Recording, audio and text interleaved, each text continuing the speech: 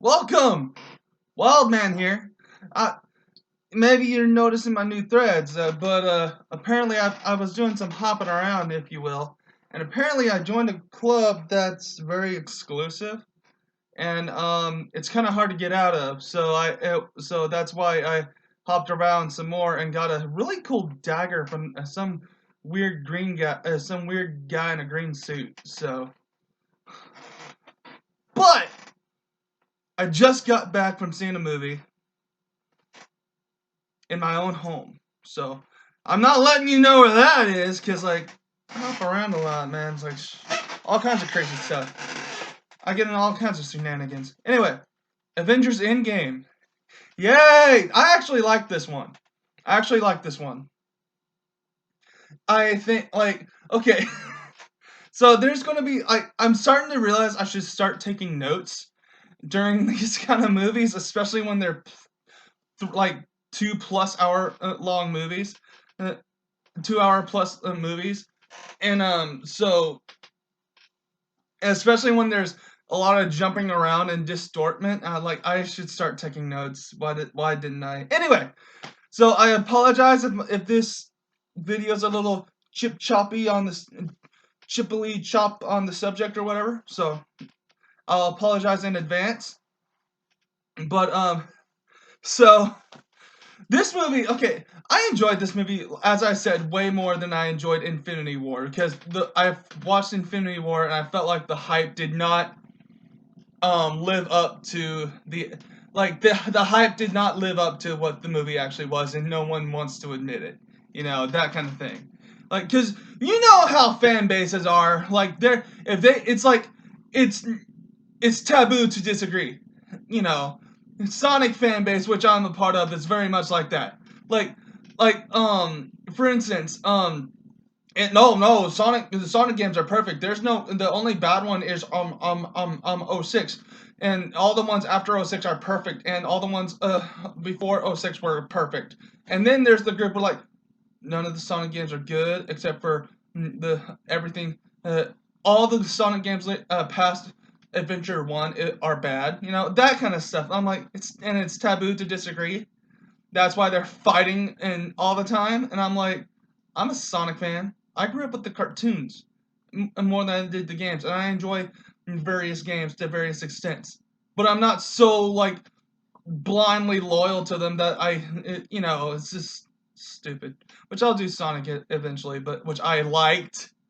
But anyway, my point is, I tend to be against the grain.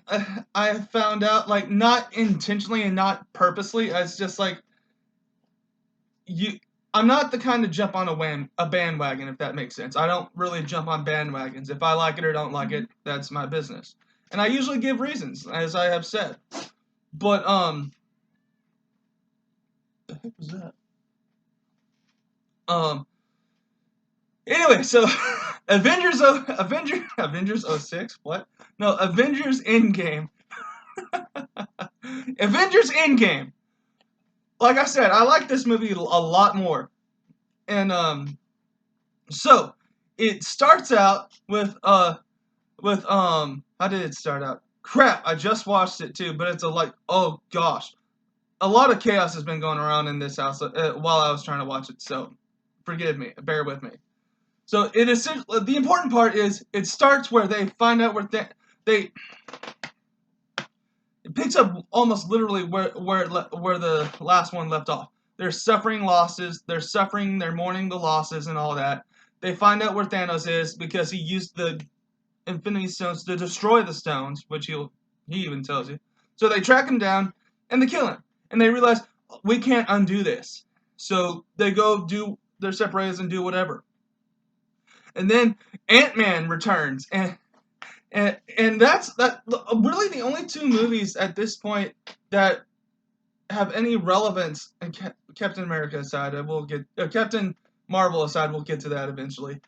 The only two movies leading up to this I hadn't seen were Civil War and Ant-Man and the Wasp, which I wanted to see. I just never got the chance to. Anyway, he gets back. He's figuring out all what happened and all that. He gets to the Avengers base where Black Widow and Captain is, and he's like, yeah, like this happened for this. This is 5 years later. For me, it was 5 hours, and they're like, what? Because like, and they start explaining in the quantum realm. You have to see the Ant-Man movies, but in the quantum realm where they're itty bitty bitty bitty small, time works way differently. It has its own unique set of rules compared to what we know from day to day. So they'll go to Tony Stark. They'll go to Tony Stark, and he's like, "No, I don't want no part of this. I told you we were going to lose. We lost, and I don't want any part of this." Oh, that's right. I totally forgot where it went, where the movie actually started.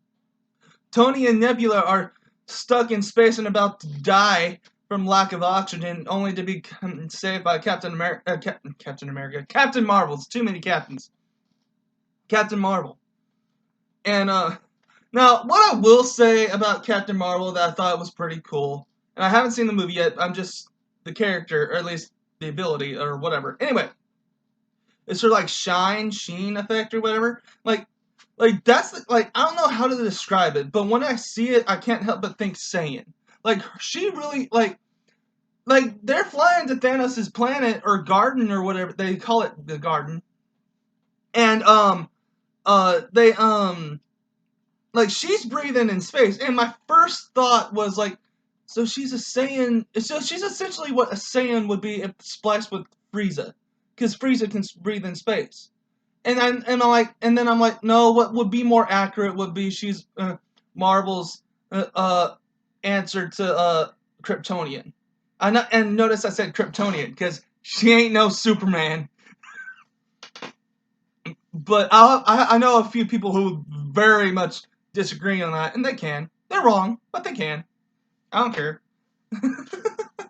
But like, because I won't get into that. But so like,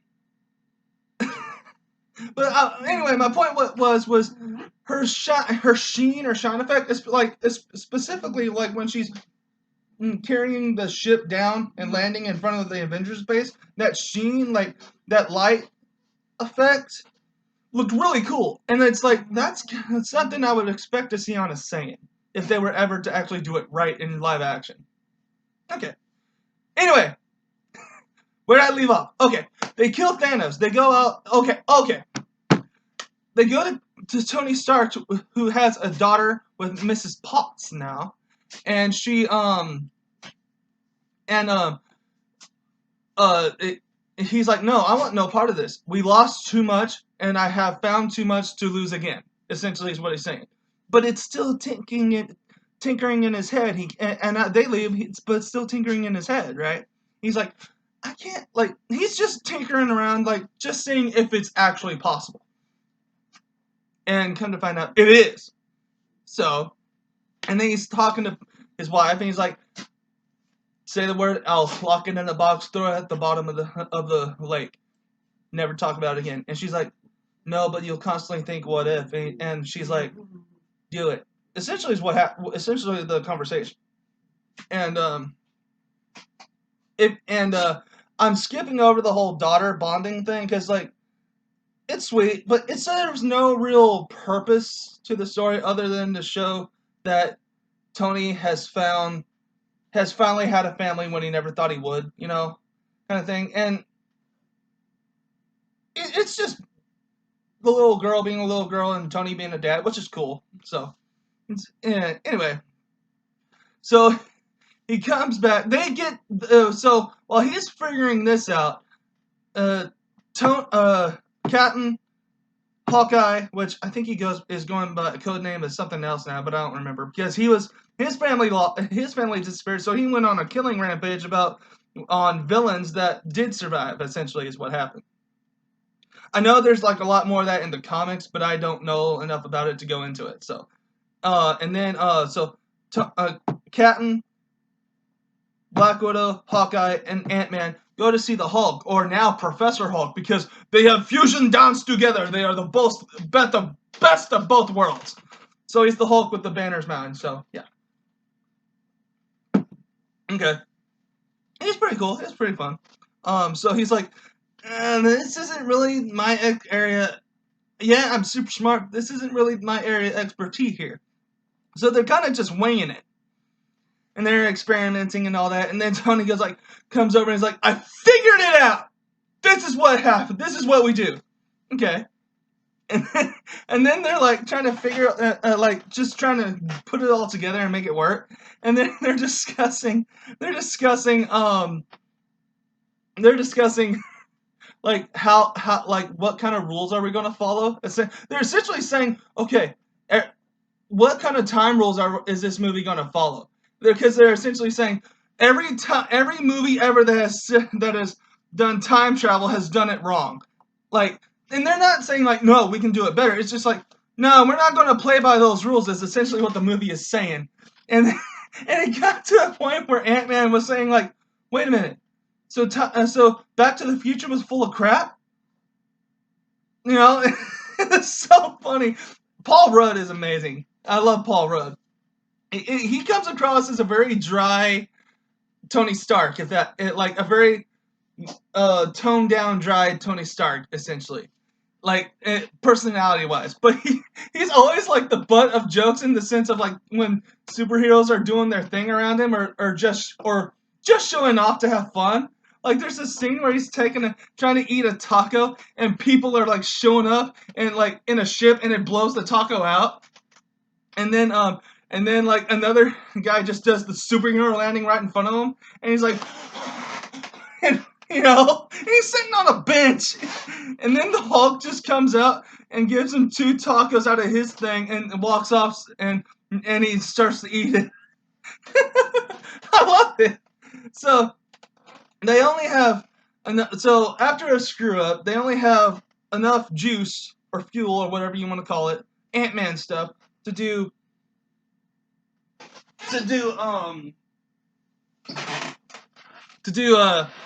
one trip round each way for each person.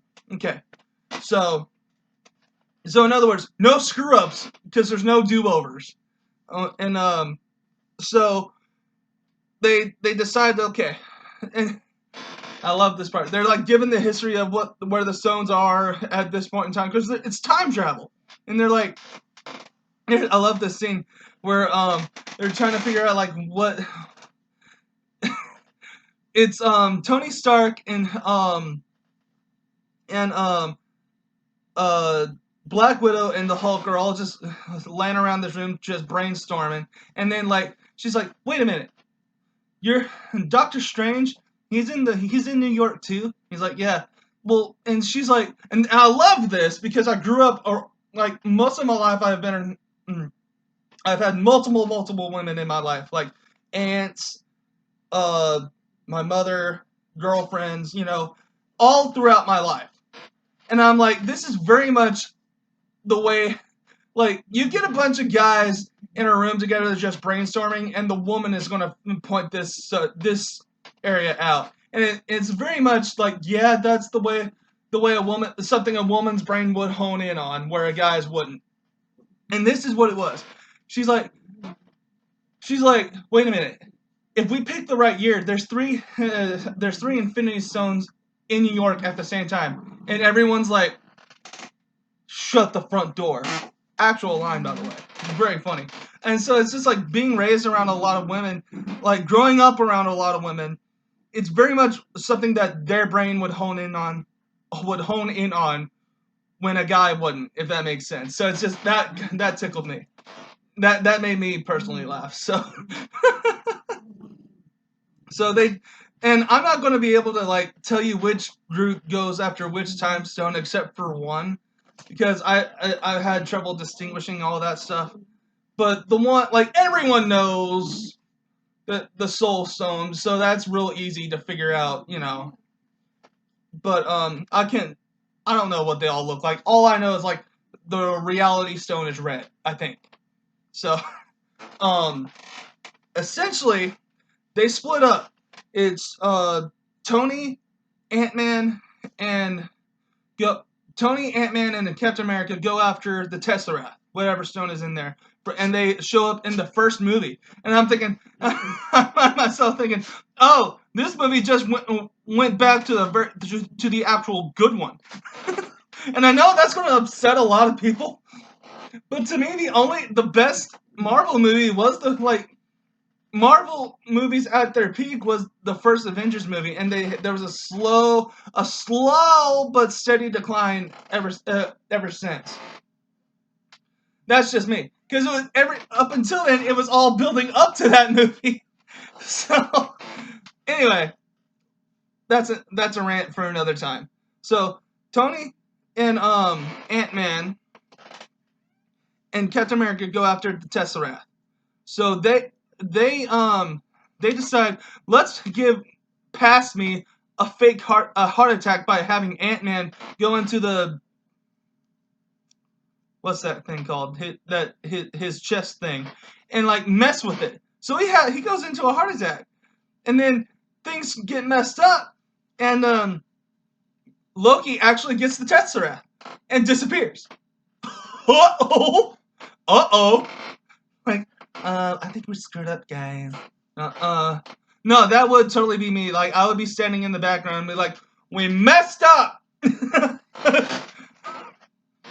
Anyway, so the Hulk, he goes talking to Sorcerer Supreme, the bald chick. I think she played, there's so many things to shoot. I know the actress, and I didn't realize this was that actress until this time watching it. I should have, because this is the third movie I've seen her in as that character, I think. So it's like, wait a minute, I feel real stupid in this moment. But, she's been in so many movies, but like, the real big part that's like coming immediately to my mind was Gabriel in the Constantine movie with Keanu Reeves. I can't remember. Like, there's other movies, but that's the one that, like, immediately comes to my mind for whatever reason. I don't know. Anyway, back to the story.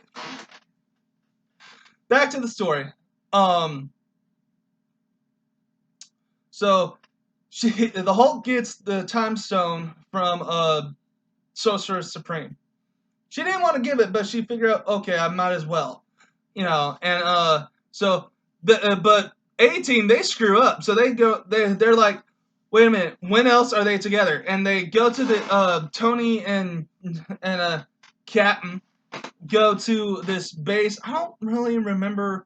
I get the feeling this base was referenced in another Marvel movie or in one of the series or one of the Marvel series that came out. I don't know. But they figure out that's where it is. So they each kind of get a little insight about themselves, essentially, because Captain gets to see Agent Carter from a distance, and Tony actually gets to talk to his dad.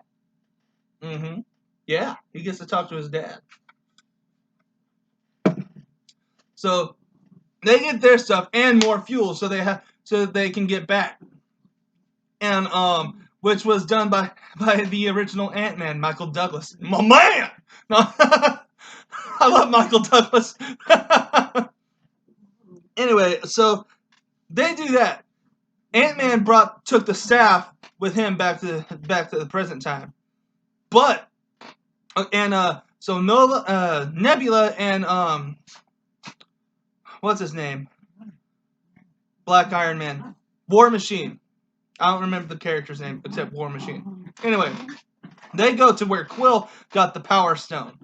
I'm remembering more of those details than I thought I would. Anyway, they go and get the Power Stone, but Nebula and the past Nebula are linked up now, so Thanos catches wind and he's on the way. Oh no! Oh my! So he's like,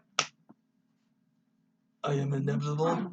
They're not trying to stop something that I did. That I'm going to do. They're trying to undo something I already did, or that I'm going to do. I butchered that really badly. I'm sorry. So Rocket and here's where I'm going to rant a little bit, and I don't know why they tend to do this, but this Black Widow and Hawkeye go to get the Soul Stone. And they figure out real quick that in order to get the Soul Stone, one of them's got to die. And I don't know why the Marvel movies have this real weird thing about teasing Hawkeye's death. Because they always tease it, but they never deliver it. And why would you anyway? It just makes no sense. I like Hawkeye. The character's pretty cool. At least I think he is. He's this normal, everyday guy that's just, he's like this normal, like, to everyday guys, he's not normal, but, like, he's just a human. He has no superpowers. He's just super, super good. And he's super, super, like, he's Legolas he's Legolas from Lord of the Rings, because Legolas was the best character. He was awesome. He took down a 10-story elephant like it was nothing and had fun, that kind of thing. Like, he was Legolas if the writers were trying to hold him back. Does that make sense? Because, like, this dude is able to hit what snipers struggle to hit this guy. Okay, in a nutshell, Hawkeye is so good that he's able to hit with a bow and arrow, high-tech bow and arrow, but bow and arrow nonetheless, easily what the world's best snipers struggle to hit. That's the kind of ballpark where this character plays in, Okay?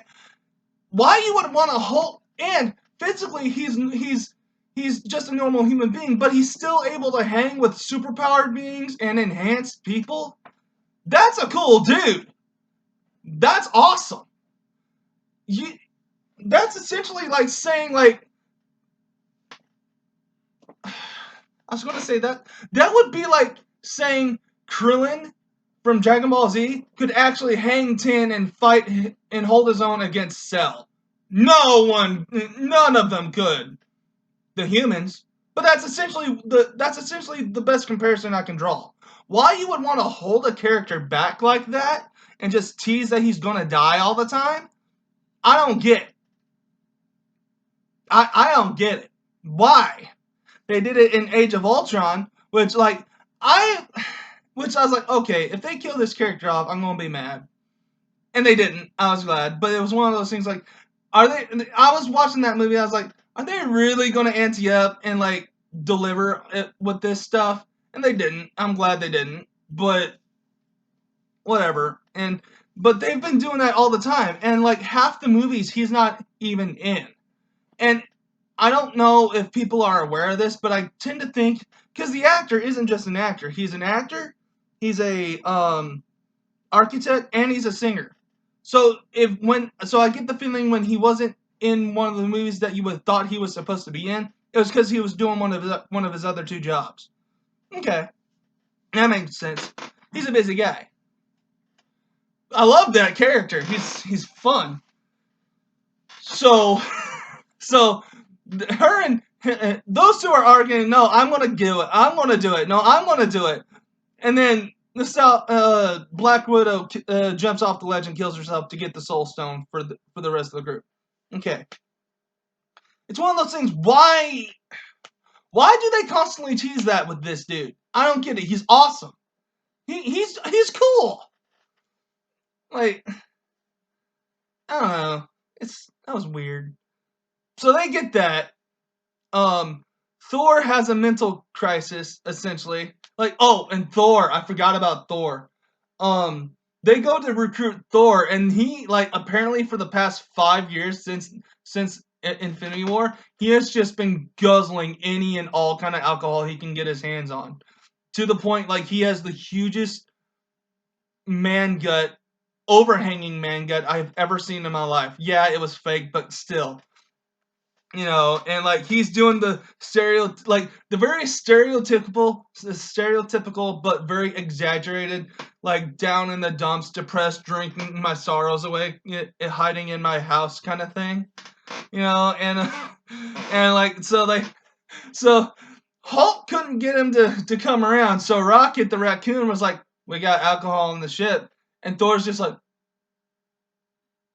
what kind? And he just goes along. So essentially they go to get, I don't know which stone, but essentially the ether that was in Natalie Portman's character in Dark Thor. but like the ether held the Power Stone. They just distract the Power Stone. Okay. But Thor gets to talk with his mom one last time. That got me a little bit for all those you that know. So but like before they get back, Thor Thor gets his hammer back, his Mjolnir back. He's like, I'm still worthy. And Rocket's like, okay, what am I looking at here? And that sends him home. So that tickled me. But Nebula and present Nebula and past Nebula, or good Nebula and bad Nebula, they get switched out. They get, because Thanos already knows, right? So he sends in the spy, you know, and like she sent like, okay, let me see if I'm remembering everything. Okay, yeah. So they get all the Infinity Stones, make their own gauntlet. Hulk snaps it, brings everybody back, but they're not quite like, it's just in the beginning. They don't know if it quite worked. They think it did. Boom, boom, boom, boom, boom. Rockets everywhere. Not the raccoon, like blow up rockets, you know. And the whole facility is just in shambles and ruins. And like Hulk, Rocket, War Machine are all drowning. And Ant-Man rescues him, but not yet, because that comes into play later. So Thor and no, Thanos is just sitting there in the midst of the rubble, just chilling, waiting for something to happen. Like Iron Man and Thor are Iron Man and Captain America are kind of recovering from the blast and all that. Well, Thor's just standing there looking at Thanos in the distance, and like they're like, "What's he doing? What's he been doing all this time?" Absolutely nothing. You know, it's just. So like, and then lightning hits. Thor's in his outfit. Through this whole movie, Thor looked like poor, out of shape, redneck backwater Rob Zombie. You know what I mean? Did anyone else get that vibe? That's what he looked like. He looked like like fat redneck. Like I don't think Rob Zombie's actually a redneck, but obviously, but like that's what he looked like. He looked like Rob Zombie with like the hair or the hair rolls and all that, and the beard. If Rob Zombie was like, you know, that's what he reminded me of. So it's, I don't know. Anyway, back to the beginning of the battle. He summons lightning to bring his suit, so his beard's all like braided now. Part of his hair's braided and all that, so he looks better. It's like it's basically battle mode time, and they're fighting and all that. So gosh, how much of this? How long was this fight scene? Gosh, it was like.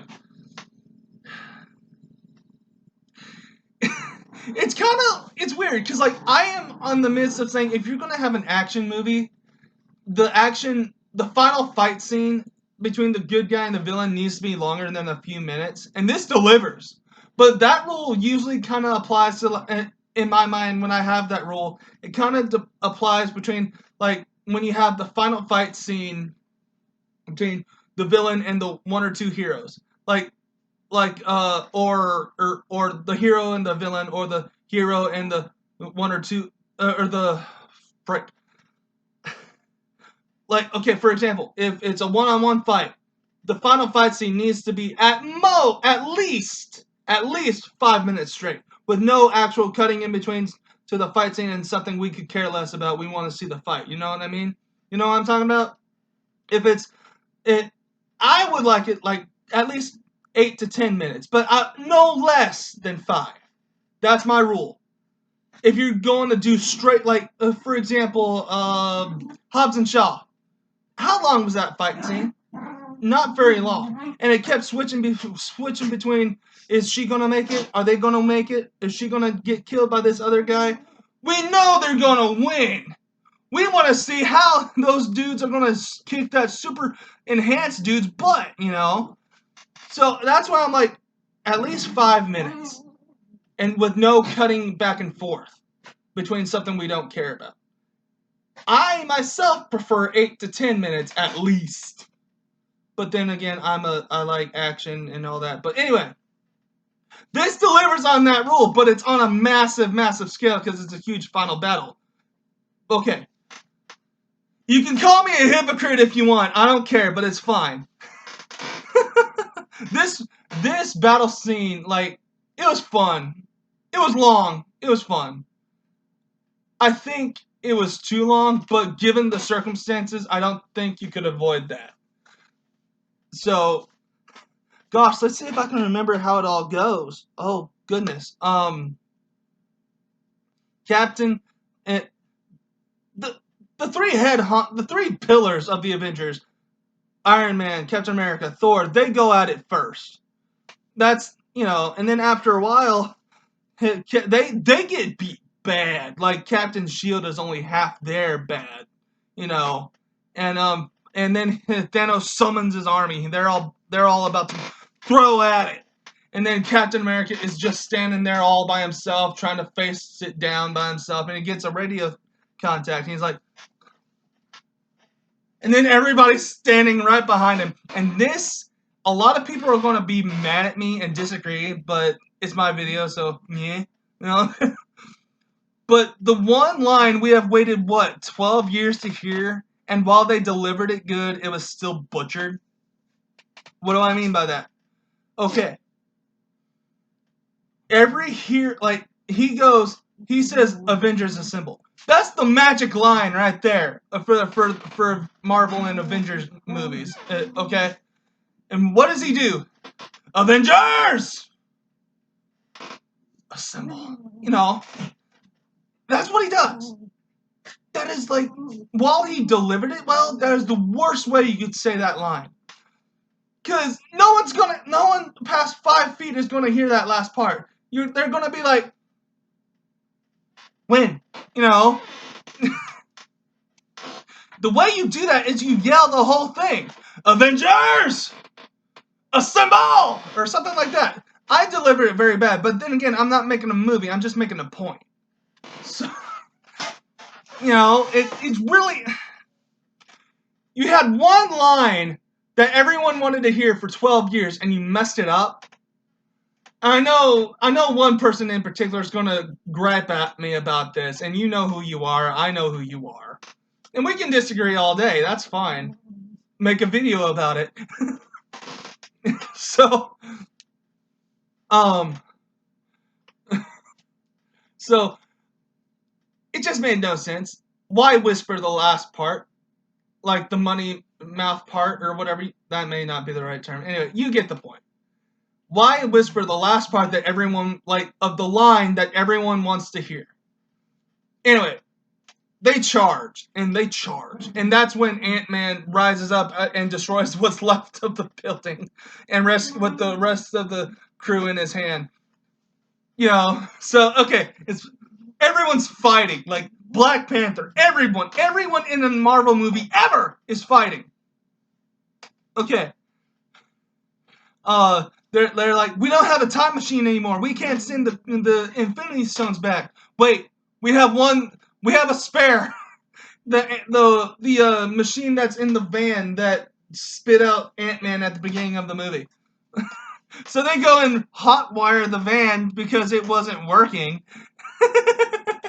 So they're doing that. Ant and Wasp are doing that.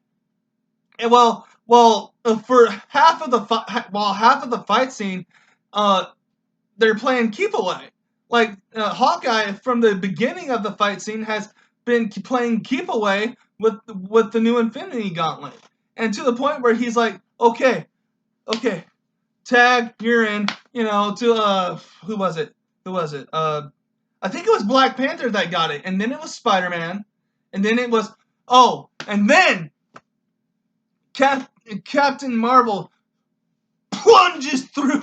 They're like they're raining fire on everyone. Like Thanos doesn't care about his own men, that kind of thing.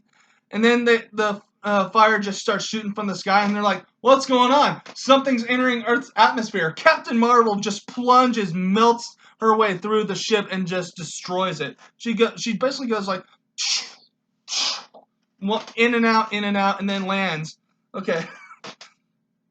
She had the stupidest haircut, by the way. I'm not like, okay, Why would you, like, her hair was kind of, like, her hair was pretty, was pretty in the beginning, and then she shows up with this stupid haircut, man. I don't know why anyone would why any man, woman, or child would have this haircut and think it was a cool idea. I don't know why. It looked bad. Okay. So, I don't know. I'm not getting on the hate bandwagon just yet. I'm just saying that was a stupid haircut on anyone. Given the fact that she chose to wear it. Well, enough said. Anyway. Anyway. So, they decide to, like, no, she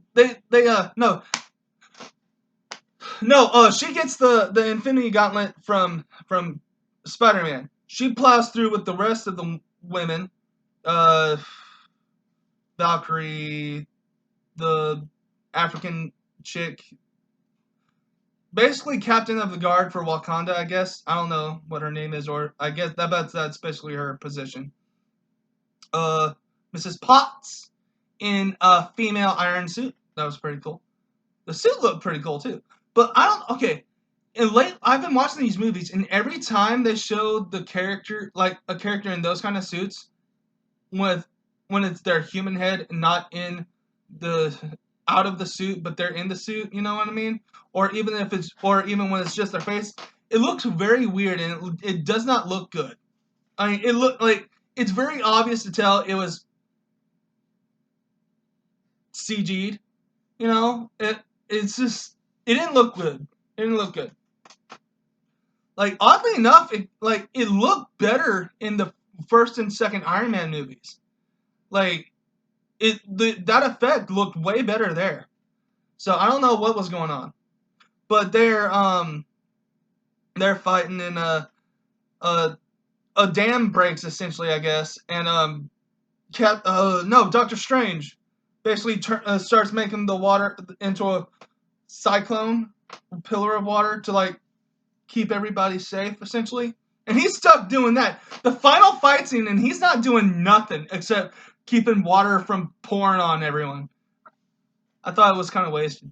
Anyway, they're getting that, and Iron Man, Thor, and Captain America go at it one last time with Thanos, and then because Thanos is about to do the snap again, but this time he's not going to wipe out.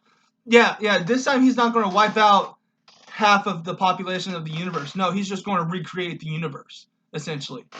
Way worse. And so they're really in a panic now because they're really trying to keep it away from him because it's going to, and so basically, so it ends with well, it doesn't end, but like, anyway, Iron Man gets thrown to the side. He looks at Doctor Strange, and he's just looking at him, and he just does this. Because there's only, because earlier it's mentioned in the previous movie, Doctor Strange looked into 50 million something timelines to see how many they won, and they only won one. So he's letting them know this is the one that we win. Okay, so so Thanos is about to do the snap.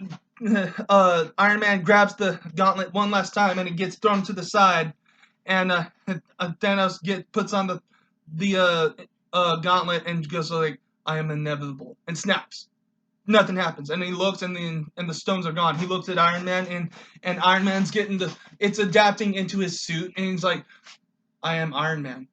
Boing, and Thanos and his whole army just disintegrate. It's awesome, and they're like half of Iron, just to let you know, if you didn't, when the Hulk did it, when Thanos did it, when Hulk did it, it crippled their arms.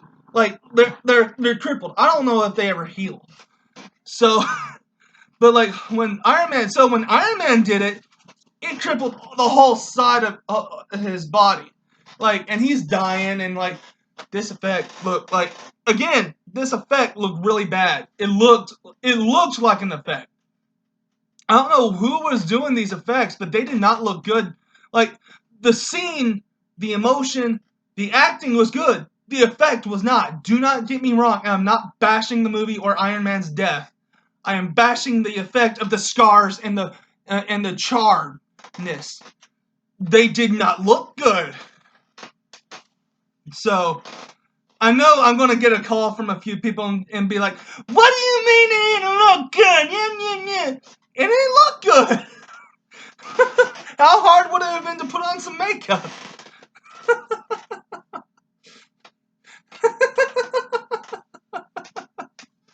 No, it didn't look good. So Iron Man dies, okay, I knew pretty much from before Infinity War even was made that they were going to kill off either Iron Man or Captain or both. And I was right. On both accounts. So, I already knew this before Infinity War. Why people weren't able to figure this out and were getting mad about it, I don't know. It doesn't take a genius. Like, it doesn't take a genius. Robert Downey Jr. and Chris Evans have been playing the role for like, 12, roughly 10 to 12 years. So they were getting tired of it. Especially, like, Robert Downey Jr., he was probably getting tired of it. Chris Evans especially, because, like, Chris Evans had to keep his body in, like, tip-top condition physically, like, to the point, like, wow, dude, are you even human, kind of thing. So I know he was getting tired of it. And Robert Downey Jr. didn't have to do that, because he was supposed to just be a guy that had a super suit. You know, he wasn't supposed to be enhanced. So, they were probably just exhausted of it. So, but they have a funeral. They have a funeral where because they find out that Tony Stark recorded a hologram message in case things went down the drain. So and then his daughter was like, what's that dude's name? What's that was he a security guard or what? I don't remember his name, but he was he was basically kind of like Tony's right hand man, essentially, I guess. And he was always looking after Spider-Man when Tony wasn't around. So I guess I don't know. But he's talking to Tony's daughter, which she's like maybe 5 at most. So they're sending off a thing of flowers on the lake with that original arc that they made as a monument, as Potts made as a memento in the very first Iron Man movie. On top of it, you know, the one that says proof that Tony Stark has a heart. They send it off and all that, and they start going their separate ways. And see, that's pretty much it.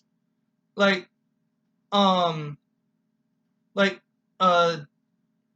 Thor leaves Valkyrie in charge of his people and goes off to go do whatever with the Guardians of the Galaxy. So there's no telling what kind of shenanigans they'll get into, which I am very much like.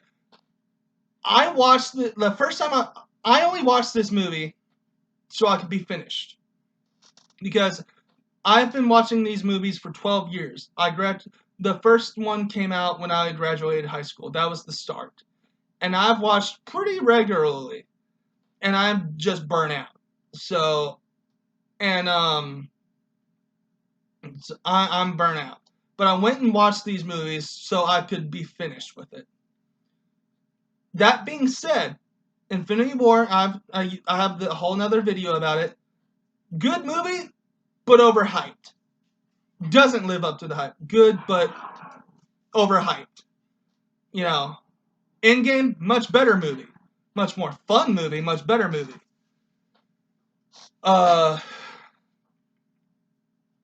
They're like, yeah, I'm at this point, unless they do something really like drastic and out of left field, essentially, I'm kind of done with Marvel movies. Like, the only ones that I'm only, with the exception for a very choice few that are coming up. The only ones that I'm actually thinking about seeing that are coming up are the vampire dude from Spider-Man, Blade, and the third Guardians of the Galaxy. That's about it. Other than that, I'm just kind of done. And I don't mean that because I don't want to watch them anymore or that I don't like them. I'm just burnt out, if that makes sense. And I can be burnt out. I grew up with Dragon Ball Z. I'm burnt out on that. 20 plus years, yeah, I'm burnt out. I'll always have a love for the Dragon Ball series. I'll always have a love for the Marvel series. I'm just burnt out.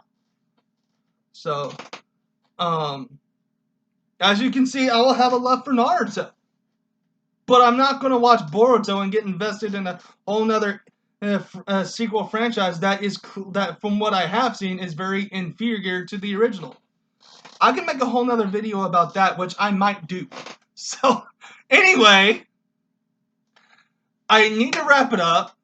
So, we'll check you. What was that?